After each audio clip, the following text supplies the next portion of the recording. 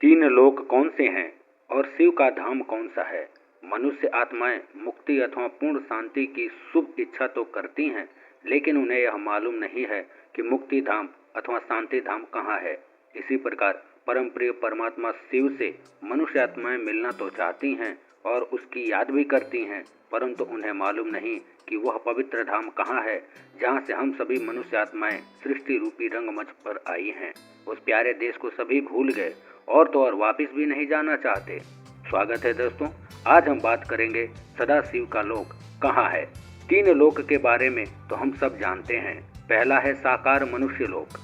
इसके सामने चित्र में दिखाया गया है कि यह है साकार मनुष्य लोक जिसमें इस समय हम हैं। इसमें सभी आत्माएं हड्डी मांस का स्थूल शरीर लेकर कर्म करती हैं और उसका फल सुख दुख के रूप में भोगती हैं तथा जन्म मरण के चक्कर में पड़ी रहती हैं। इस लोक में संकल्प, ध्वनि और कर्म तीनों हैं। इसे ही पांच तत्व की सृष्टि अथवा कर्म क्षेत्र भी कहते हैं। यह सृष्टि आकाश तत्व के अंश मात्र में है। इसे सामने त्रिलोक के चित्र में उल्टे वृक्ष के रूप में दिखाया गया है, क्योंकि इसके बीज रूप परमात्मा सदाशिव जो कि जन्म मरण से न्यारे हैं ऊपर रहते हैं। दूसरा लोक है सूक्ष्म देवताओं का लोक। इस मनुष्य लोक के सूर्य तथा तारायण के पार आकाश तत्व के भी पार एक सूक्ष्म लोक है जहाँ प्रकाश ही प्रकाश है।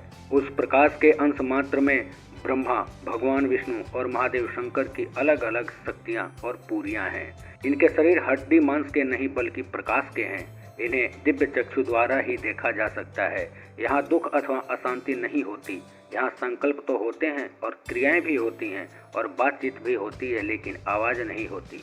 तीसरा है ब्रह्मलोक और परलोक। इन पूरियों के भी पार एक और लोक है जिसे ब्रह्मलोक, परलोक, निर्वाण धाम, मुक्ति धाम, शांति धाम, शिवलोक आदि नामों से जाना जाता है। इसमें सुनहरे लाल रंग का प्रकाश फैला हुआ है जिसे ही ब्रह्म तत्व, छठा तत्व अथवा महत्व कहा जाता है। इसके अंश मात्र में ही ज्योतिर्बिंदु आत्माएं मुक्ति की अवस्था में रहती हैं।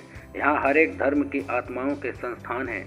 उन सभी के ऊपर सदा मुक्त चैतन्य ज्योति बिंदु रूप परमात्मा सदा शिव का निवास स्थान है।